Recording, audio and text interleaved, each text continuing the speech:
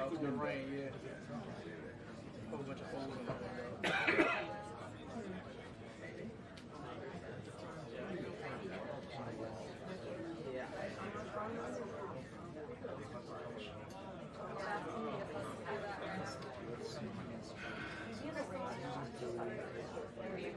Where?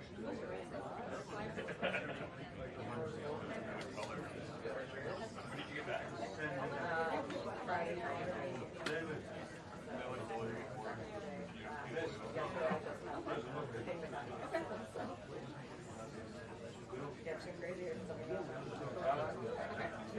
Amazing. You were having more fun. I have so much fun. Like every plan.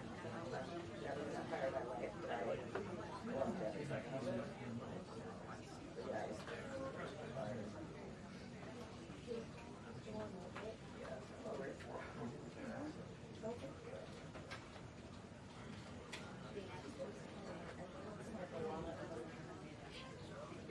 You've got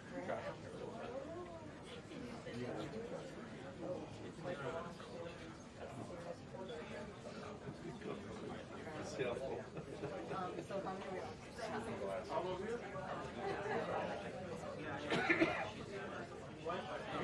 I can definitely jump I'm gonna, once I get this, I'm gonna be bringing over everyone especially the Q&A.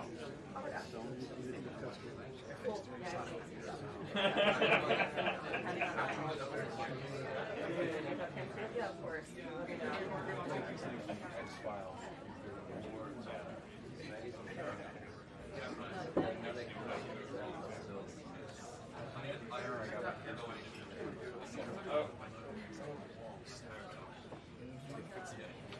Right. It's like very Back at it now. retired for our lives. Trust me.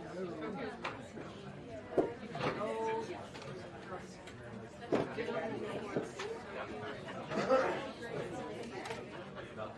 Where's the smile? I got it.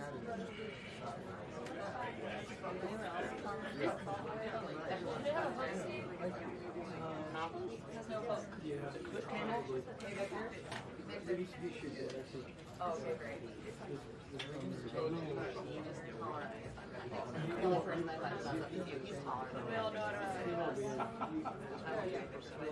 Never gets old. Hey, he's got good job security. He is good.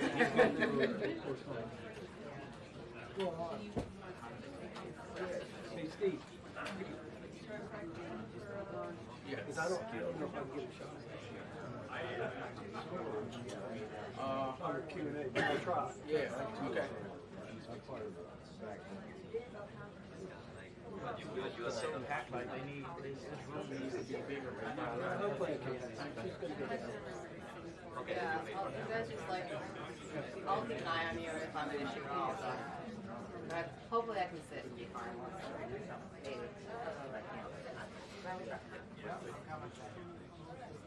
You're right, though, the way behind that is off my figure it out. I mean, if you want, I'll put your shoulder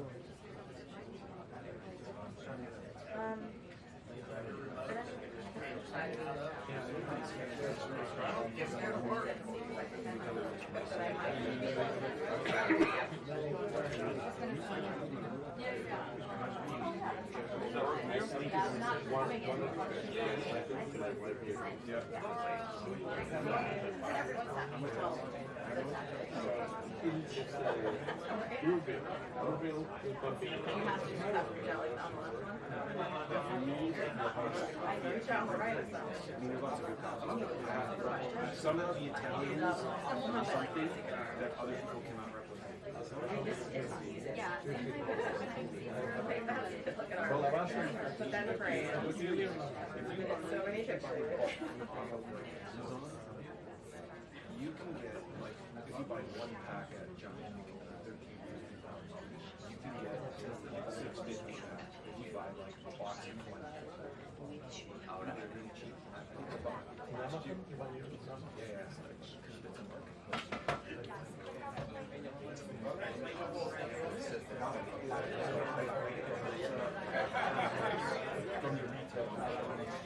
So I just buy like a year's worth of $100, and it's two whatever that. Yes. And I do a pour over. So I have really smooth metal. I can paper. That's why. So I think with the espresso machine, I use that every day.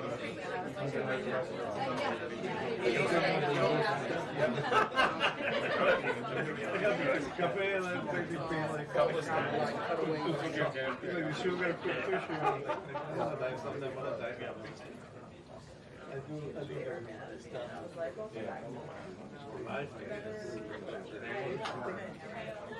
Right?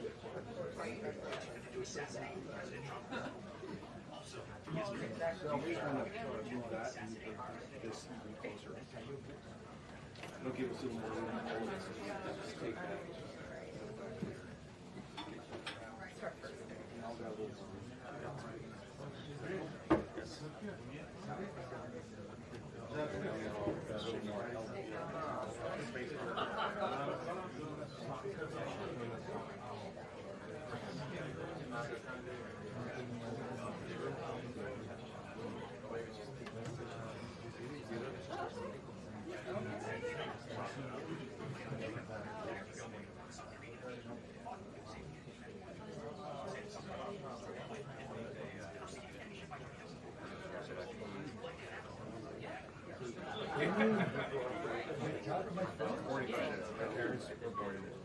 So mine was 3 we'll go from there.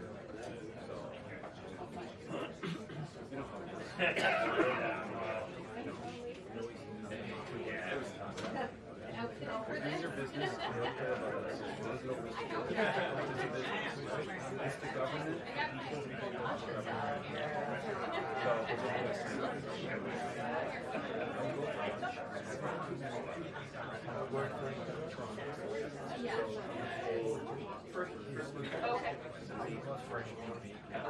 Only friends who like the organization. Wonder Bread.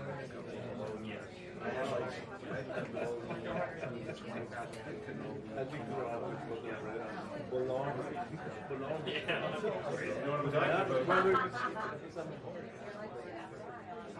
Yeah. You got an amazing Yeah.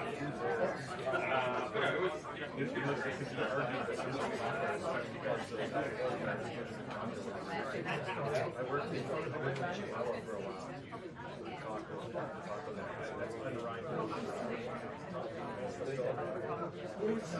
Yeah. But would that have a channel? The biggest hamburger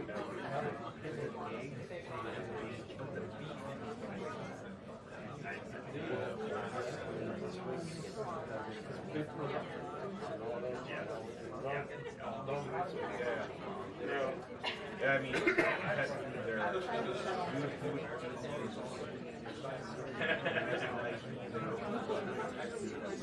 Good luck to that.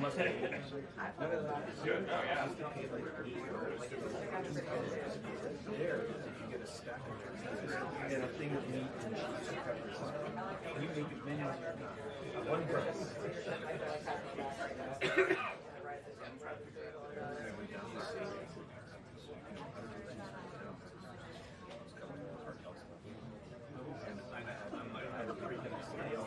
One small lens in the camera.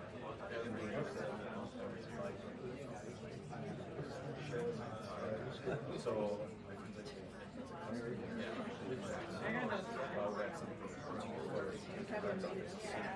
it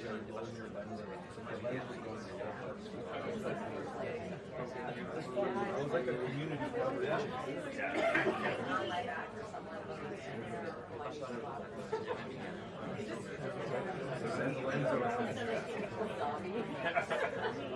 I like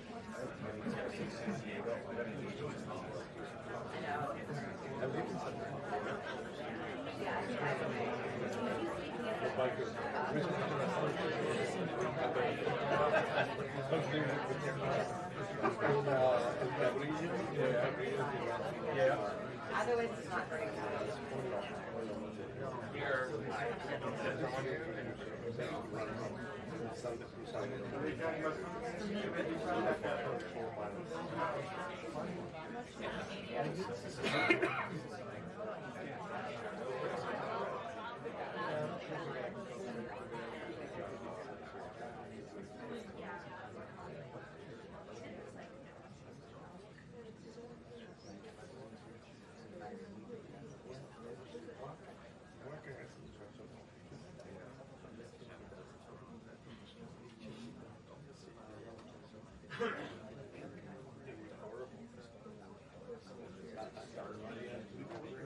But he never used it again, right?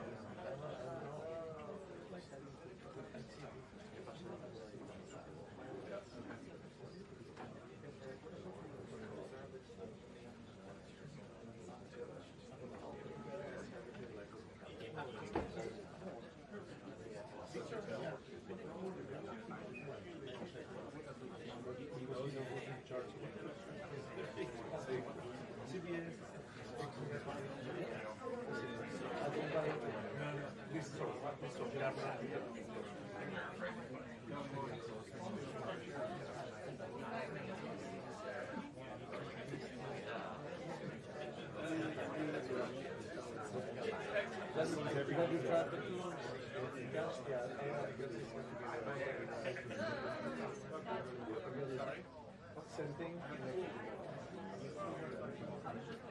They take me back again.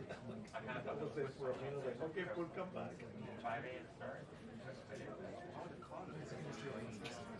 Yeah. It doesn't have that.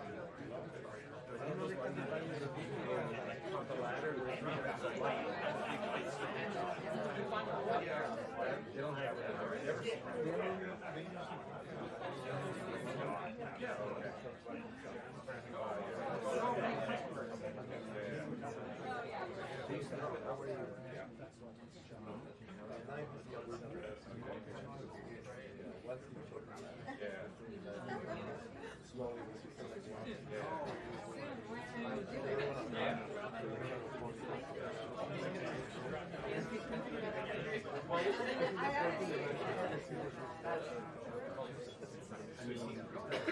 Got 2 hours. Well, so this is weird. John, great racing. I read it up. Now, this thing like must be perfect.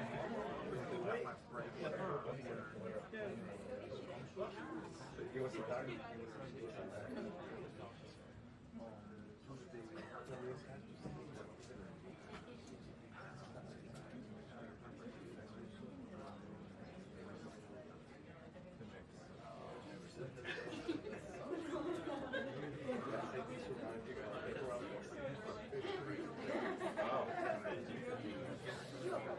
What years were you there?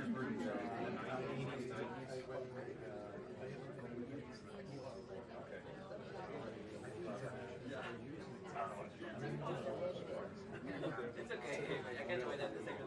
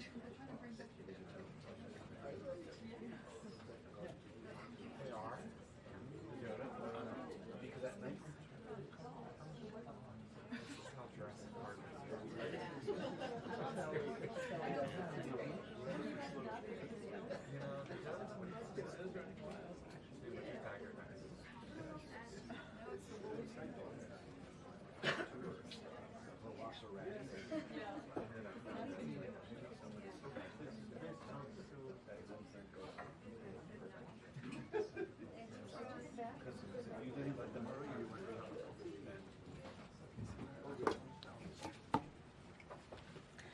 Good afternoon, everyone. Under the leadership of President Donald J. Trump, the rogue Iranian terrorist regime is being absolutely crushed. 47 years of tolerating and enabling the world's leading state sponsor of terrorism are over.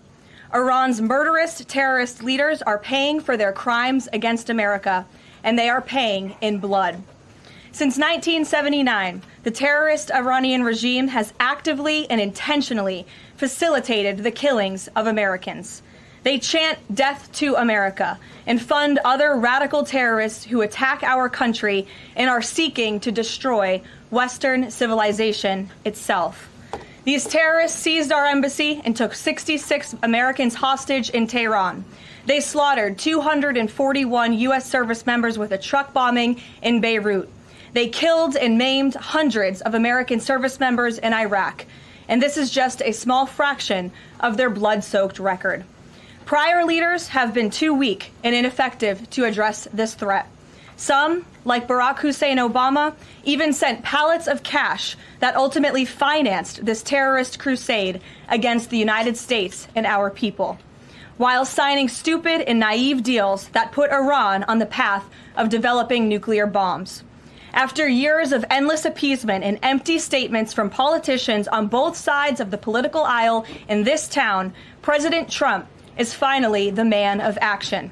President Trump is holding these monsters accountable and permanently extinguishing their nuclear ambitions. Future generations of Americans will look to this moment as the moment where the specter of a nuclear armed Iran ended. At the beginning of Operation Epic Fury, launched last weekend, President Trump laid out clear objectives to the American people on what the U.S. military seeks to accomplish through these major combat operations.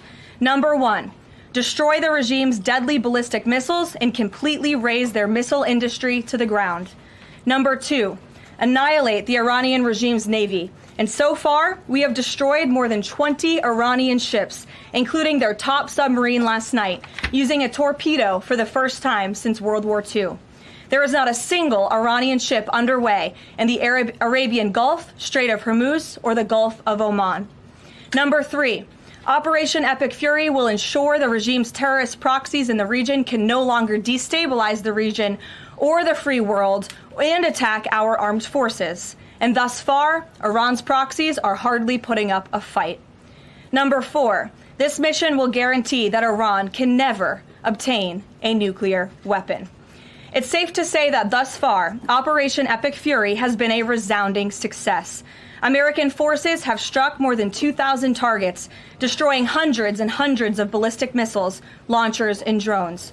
As the Department of War said this morning, we expect to have complete and total dominance over Iranian airspace in the coming hours, clearing the skies for our brave warriors to continue achieving these noble and long sought-after objectives.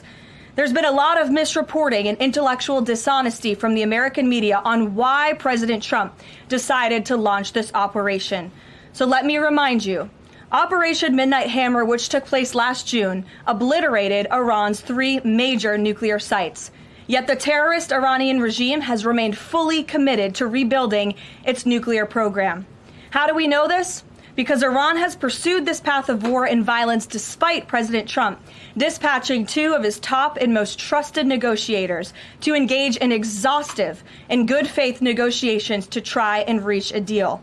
And the world knows this president's preference is always peace and diplomacy first. Look no further than the 8 additional global conflicts he has ended in the past year as proof. Unfortunately, the terrorist Iranian regime refused to negotiate in good faith. They chose this path of violence and destruction, and they are reaping the consequences of their horrible decision.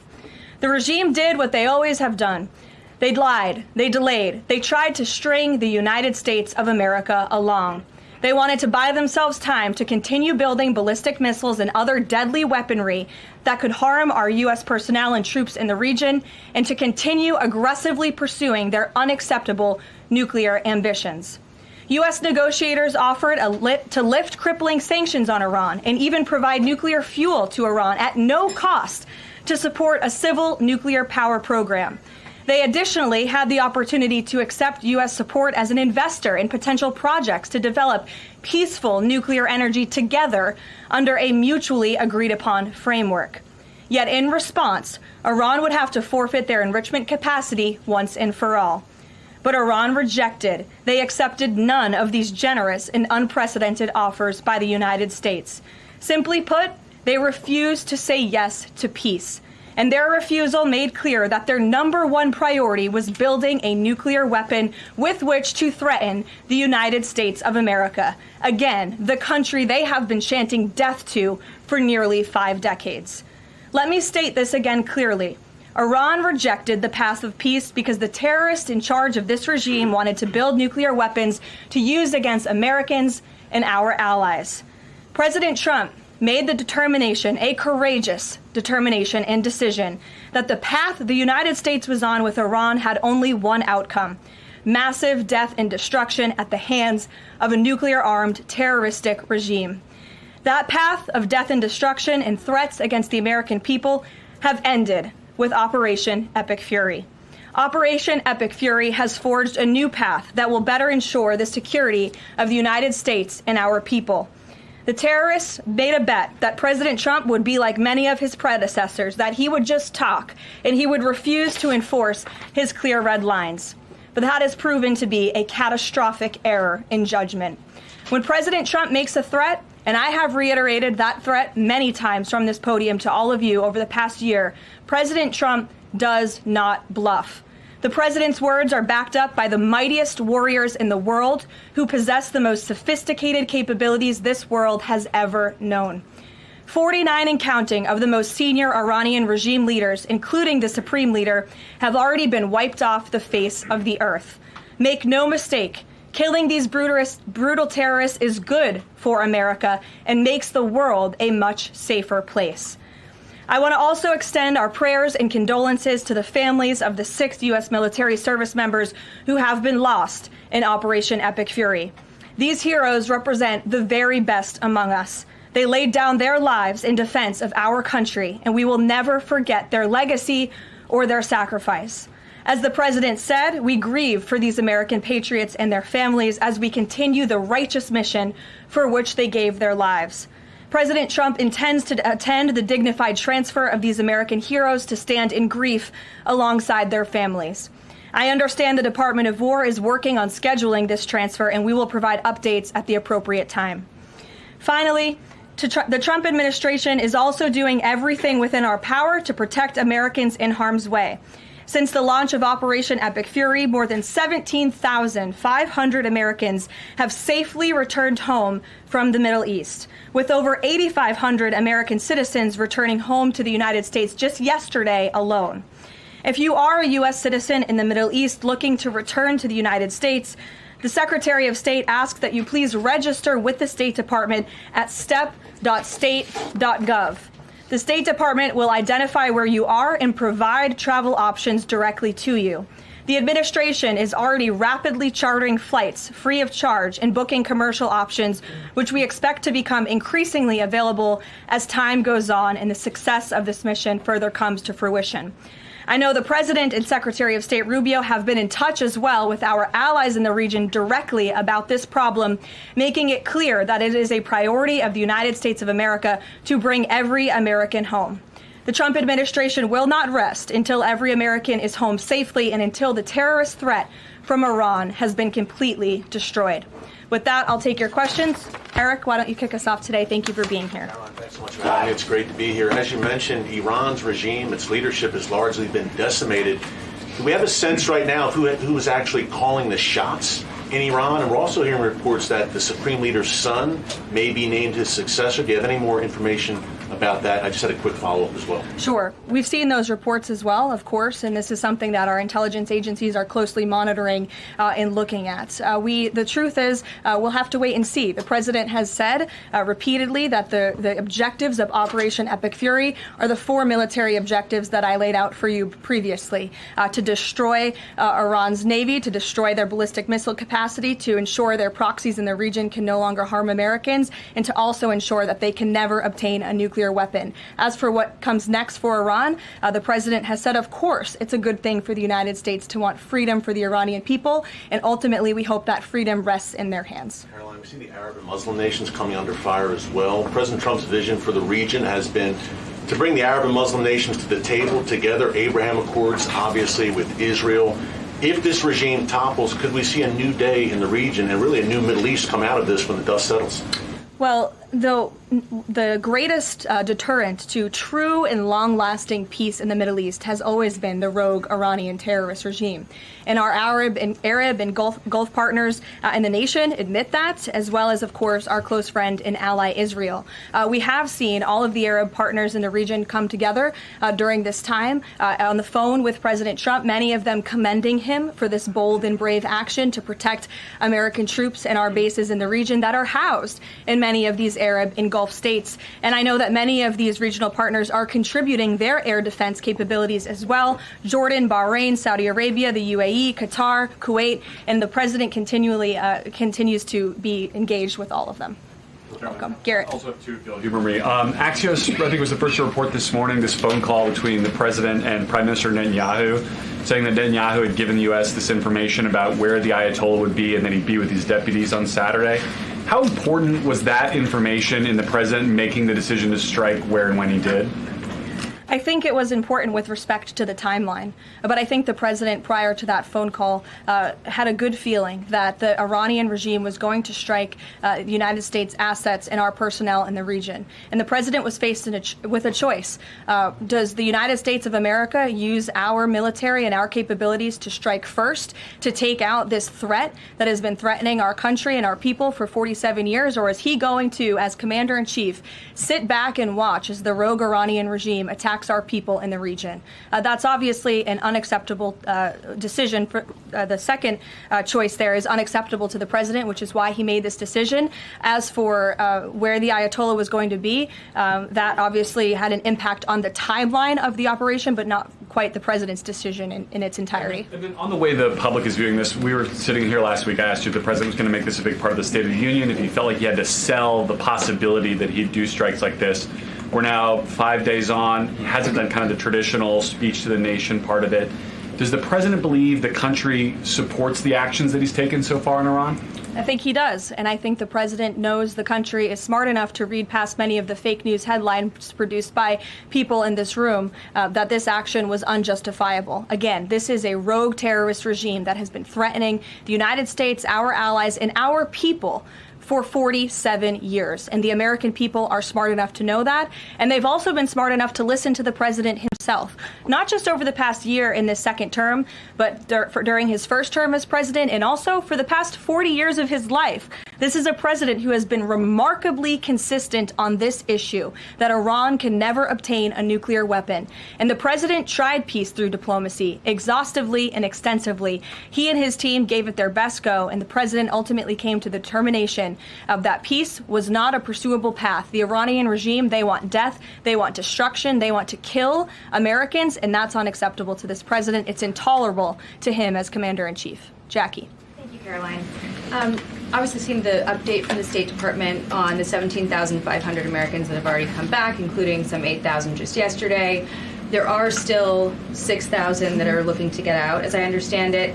And just in the context of what you just told Garrett about the president's decision on a timeline, if he had decided to do this strike before receiving, the specific intelligence about the meeting on Saturday, should there have been more done in advance of the strikes to try to get those Americans in the region resources and information to get home before day 3 of the war? There was many signs put out by the State Department, and I wish that everyone in this room would report on them. The Secretary of State issued level 4 travel advisories dating back to January for many of these countries in the region. On January 14th, the U.S. mission to Saudi Arabia advised personnel and Americans to exercise increased caution and limit non-essential travel to any military installations. On February 11th, the U.S. Department of State Consular Affairs shared a list of countries with level 4 do not travel advisories. You can't be much more clear than that. Do not travel to these following countries. On February 23rd, the U.S. Embassy in Lebanon ordered non-emergency government personnel and family members to leave Lebanon due to safety risks, and we helped them do that. On March 2nd, the State Department urged U.S. citizens to depart Lebanon immediately.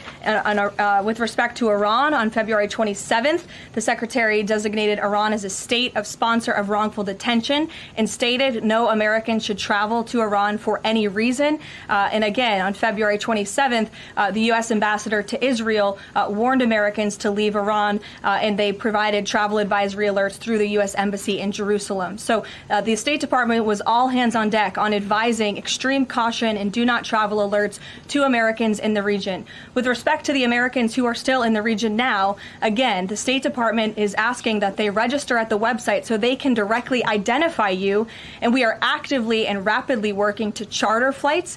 There is some commercial flights that are taking off intermittently from these countries, and we plan to get Americans on board as quickly as possible, again, free of charge to them. And we have some additional measures that I think will be announced in the coming days. Again, I can also reiterate from the President's perspective, this is something he's brought up directly with our allies and partners in the region, that we expect their help in getting Americans home, and we will do that, and we will not rest until every single American is returned home safely. Thank you. And then one follow-up just on how people might be experiencing this at home. With respect to the economy and the cost of oil spiking, is there a need to start those Navy escorts in the Strait of Hormuz now to sort of blunt the impact to people? And also, because Spain is a member of the EU, does that at all put a wrinkle in the President's plan for a trade embargo with them? With respect to Spain, I think they heard the President's message yesterday loud and clear. And it's my understanding over the past several hours they've agreed to cooperate with the U.S. military. And so I know that the U.S. military is coordinating with their counterparts in Spain. But the President expects all of our European allies, of course, to cooperate in this long sought after mission, not just for the United States, but also for Europe, to crush the rogue Iranian regime that, again, not only threatens America, but also threatens our European allies as well. With respect to oil prices and the economy here at home, of course, this is something that Secretary Bessent, Secretary Wright, the National Economic Council of Energy, that is led by Secretary Burgum, has been long working on and well in advance. Yesterday, President Trump announced the U.S. Development Finance Corporation will provide political risk insurance at a very reasonable price for crude carriers and cargo ships operating in and around the Gulf. And as you pointed out, Jackie, the President said if necessary and when appropriate, the U.S. Navy will begin escorting tankers through the Strait of Hormuz. I think it speaks to why this action was so necessary, that ultimately the energy industry is going to benefit from the President's actions with respect to Iran, because Iran will no longer be controlling the Strait of Hormuz and restricting the free flow of energy, which, as you all know, controls 20% of the world's global oil supply. Sure. Thanks, Karoline. The President said yesterday there wasn't time to make evacuation plans because this all happened so quickly. Given how critical the President has been of the chaotic evacuation from Afghanistan by the last administration 5 years ago, why wasn't there more of a focus on evacuation plans from the Middle East that could have been at least put in place, ready to go before the strikes this weekend? Again, I just laid out for you that there have been plans in place and that the State Department has been very clear to the American people traveling within this region not to travel to these regions. We gave notices to leave immediately the countries where these Americans were within. And unlike the previous administration, we actually have a number. We actually have identified the number of people in the region region who have requested help. We are in direct contact and engagement with them. And you have to keep in mind, there's a few thousand people who have requested assistance to come home in comparison to the millions who we understand are in the region. So we will help every single American who wants to come home if they're making that request of the State Department. But Americans who called the State Department hotline as recently as last night were being told, we can't help you, you have to make your own plans. Well, the line was updated, and I expect every single person in this room to report on that accurately so that information can be relayed appropriately to your audiences and to the American people. I think as journalists, you all have a responsibility to let them know that the line has been updated accordingly with the proper guidance, because I saw many people in this room very quick to do selfie videos with the line yesterday, but not so quick to report on the corrected message today. So that is something the administration quickly worked to address, and we have fixed that problem. However, we're also pointing to people to the website, again, to register so that we know exactly where you are. So when there are commercial flights moving into that area, when there are chartered flights moving into that area, we can get Americans on planes as quickly as possible. Do you have any details on how many charter flights have been able to get out of the region so far with Americans on board? I don't have an exact count for you, but I know that we're working on chartering many flights. As soon as we were doing it yesterday, we're doing it again today. And you should not expect us to detail exactly when these flights are taking off for obvious reasons. The Iranians have shown that they are not going to hesitate to target civilians in the region, which is completely intolerable. But for safety and security reasons, we're not going to be broadcasting when flights full of Americans are going to be taking off, obviously. Danny.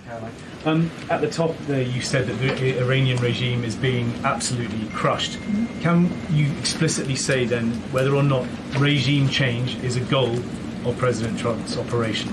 The goals of this operation have been made very clear, Danny, and the president has said them in his speech when he launched this operation and released that video in the middle of the night to all of you and to the world. The stated military objectives of Operation Epic Fury are as follows: eliminate Iran's ballistic missile threat, destroy their naval capability, disrupt missile and drone production infrastructure, sever their pathway, and end their pathway to nuclear weapons. And I can report, as you all saw from the Pentagon today, that thus far this operation has been remarkably successful. Again, we're moving towards complete and total control of Iranian airspace. We have continuous 24/7 strike operations ongoing.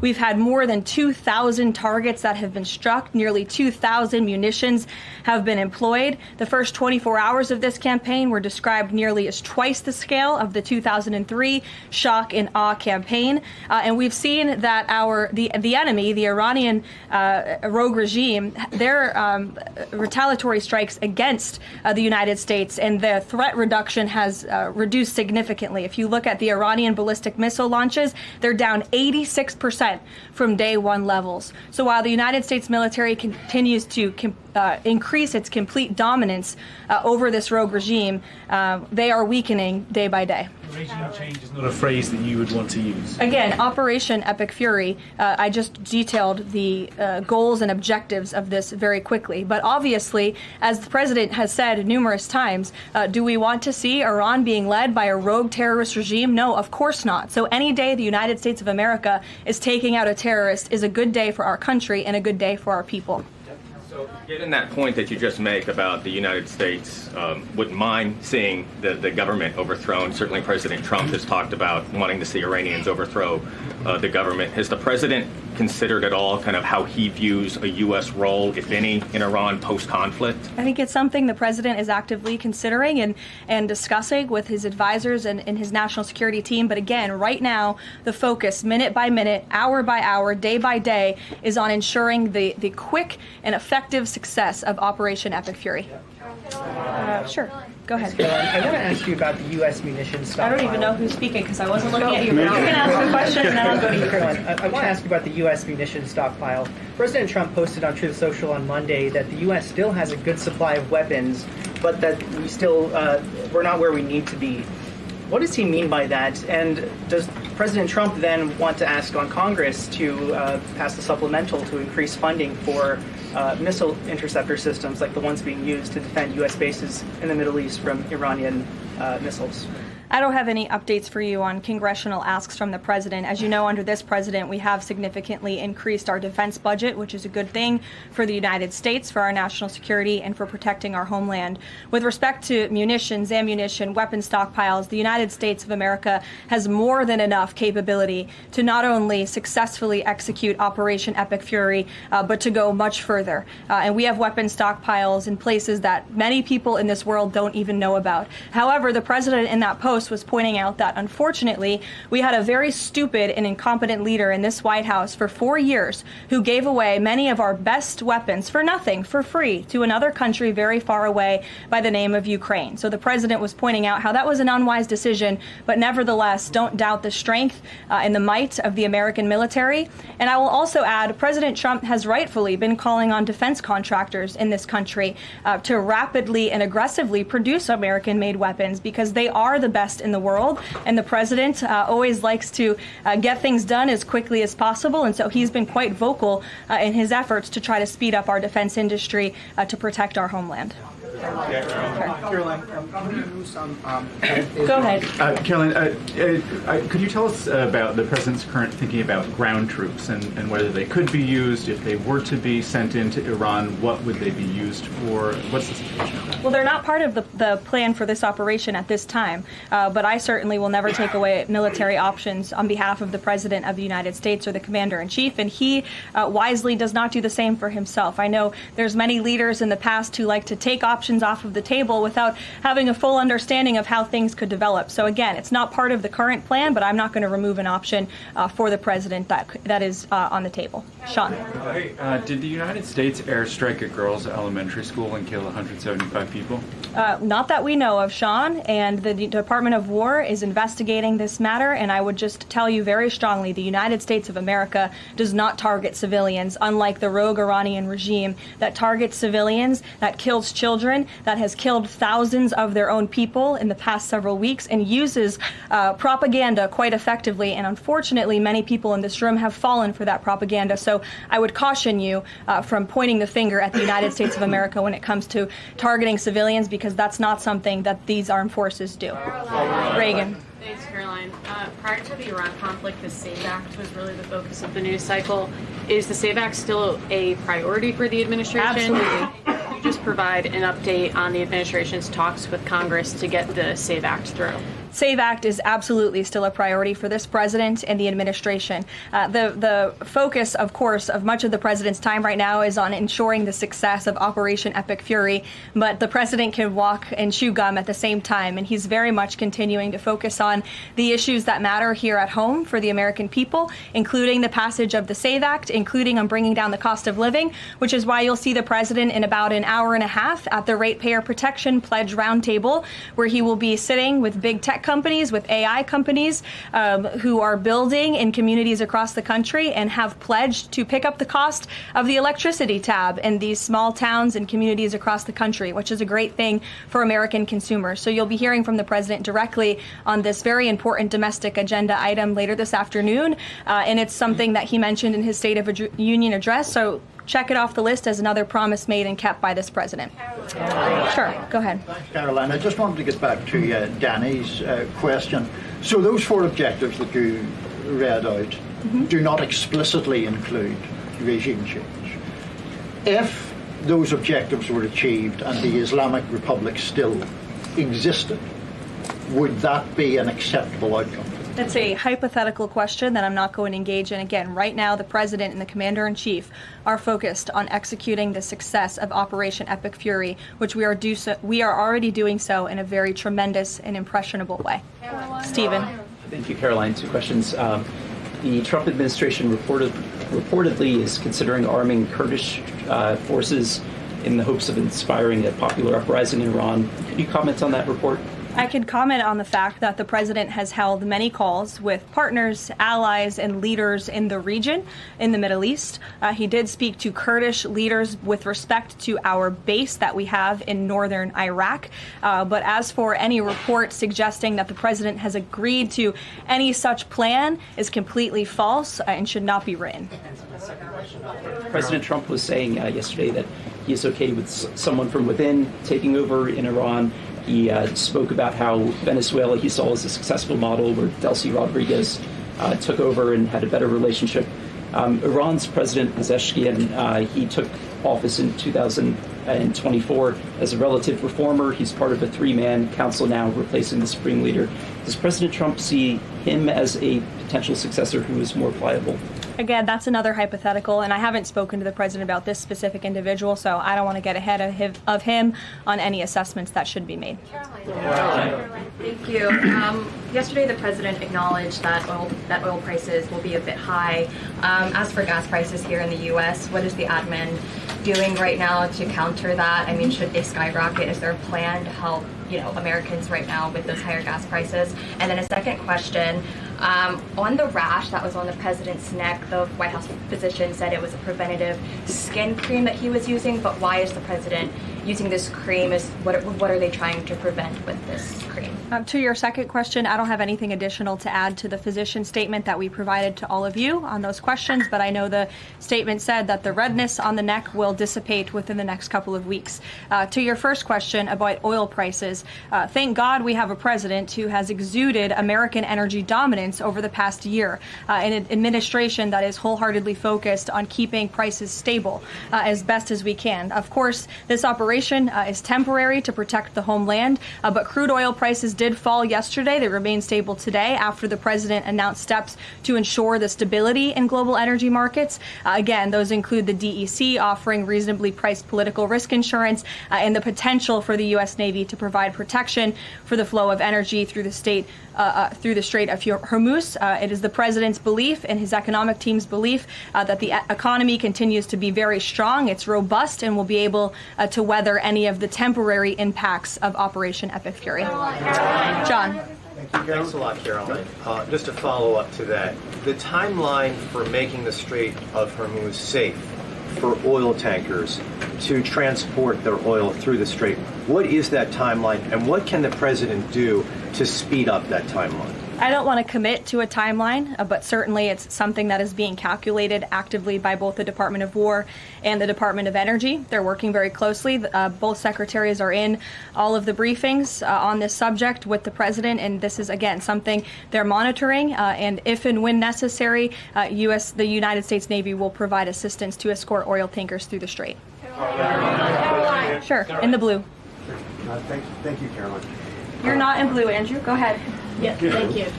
Well, I guess you are, sort of. I'll go to you after. You had mentioned about the commercial aircraft being used for the evacuations. What about the use of military aircraft? Would that happen in conjunction with that or subsequent to? That is something that is definitely underway, and of course we're going to use that in conjunction. We want as many planes, whether they're chartered, commercial, or military, taking Americans out of the Middle East and returning them safely home. So yes. Andrew, go ahead. You're welcome. At the top of the briefing, you listed a long list of grievances against the Iranian government, going back to the takeover of the embassy in '79, barracks bombing in the 80s, etc. But no one from the administration has laid out the imminent threat that was supposed to be taken care of by this. And the rationales offered by, say, Secretary Rubio, the president's national security advisor, said that the threat was retaliation against American interests from Iran after Israeli strikes. The president says it was his own feeling that Iran was going to attack.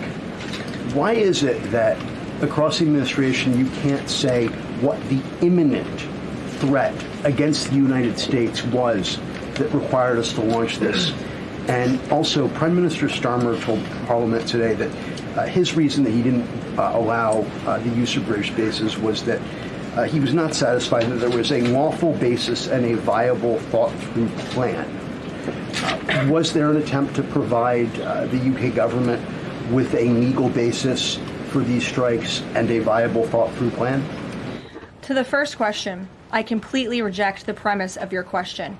You have had the President of the United States, the Secretary of War, the Chairman of the Joint Chiefs, the Vice President of the United States, the Secretary of State, and now I am out here today to explain to you exactly what led the President to make the decision to launch Operation Epic Fury. And President Trump does not make these decisions in a vacuum.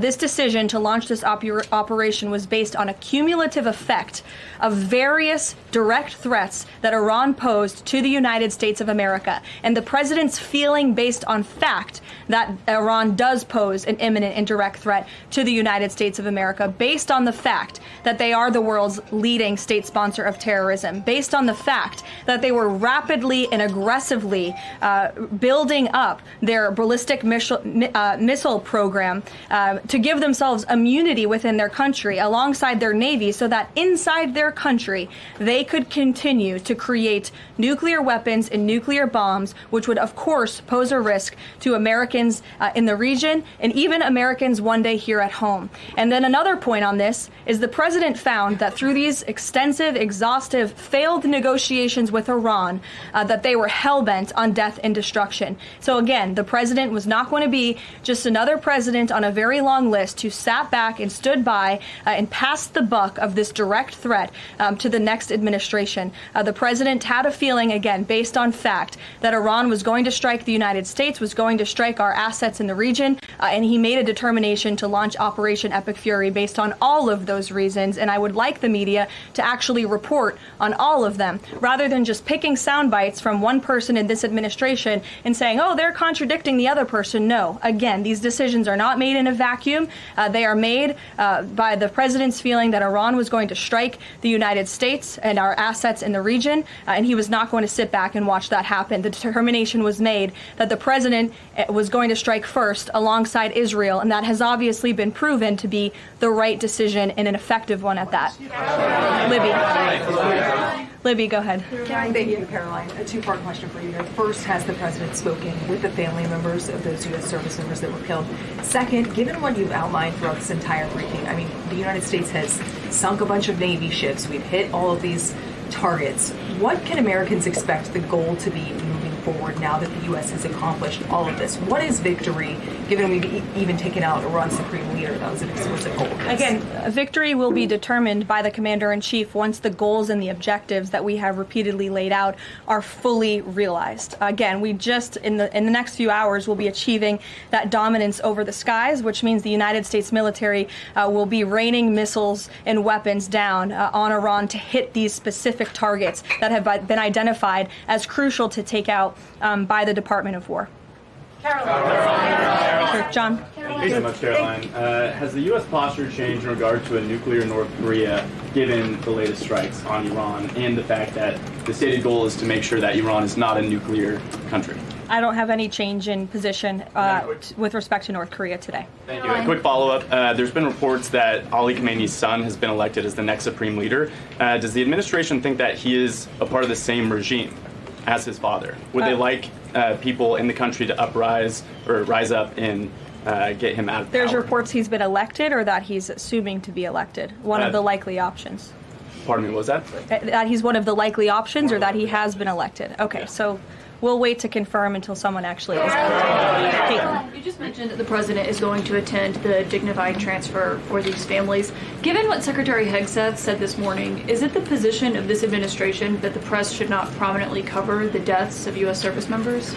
No, it's the position of this administration that the press in this room and the press across the country should accurately report on the success of Operation Epic Fury and the damage it is doing to the rogue Iranian regime that has threatened the lives of every single American in this room. If the Iranian regime had their choice, they would kill every single person in this room. And so we can all be very grateful that we have an administration and that we have men and women in our armed forces who are willing to sacrifice their own lives for the rest of us in this room and for every American across the country and for every troop that is based in the Middle East. That's what these... Secretary Hegseth was complaining that it was front page news about these 6 service members who were killed. That's not what the Secretary said, Caitlin, and that's not what the Secretary meant, and you know it. You know you are being disingenuous. There is not, we've never had a Secretary of Defense who cares more. Drones get through or tragic things happen, it's front page news. I get it, the press only wants to make the president look bad. Yeah, As you know, we cover the deaths of U.S. service members under every president. The press does only want to make the president look bad. That's a fact. Especially you. No, listen to me. Especially you and especially CNN. And the Secretary of Defense cares deeply about our war fighters and our men and women in uniform. He travels all across this country to meet with them, to connect with them, and your network has hardly ever probably reported on that. You also had the chairman of the Joint Chiefs, Chairman Kane, who's a brave patriot, standing alongside the Secretary at the Pentagon this morning, again expressing his condolences to these families. And I just told you that the President of the United States will be attending their dignified transfer. So please, That's not making the president look bad. That's showcasing that. We expect you to cover that as you should. We expect you to cover that as you should, Caitlin. But you and your network know that you take every single thing this administration says and tries to use it to make the president look bad. That is an objectable fact. I don't think covering troop deaths is trying to make if you're trying to argue right now that CNN's overwhelming coverage is not negative of President Donald Trump, I think the American people would tend to agree, and your ratings would tend to disagree with that as well. Go ahead. Thank you so much. On the school strike, back to that for a minute. I understand that the U.S. does not target civilian infrastructure. That's what you said. Can you say that there's any evidence right now that it was not a U.S. strike? And then also, you didn't mention Israel in that.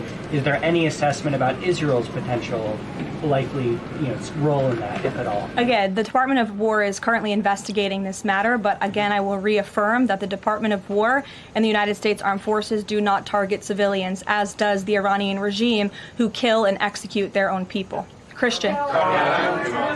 Two separate issues, Caroline. First, what can you tell us about the military operation in Ecuador?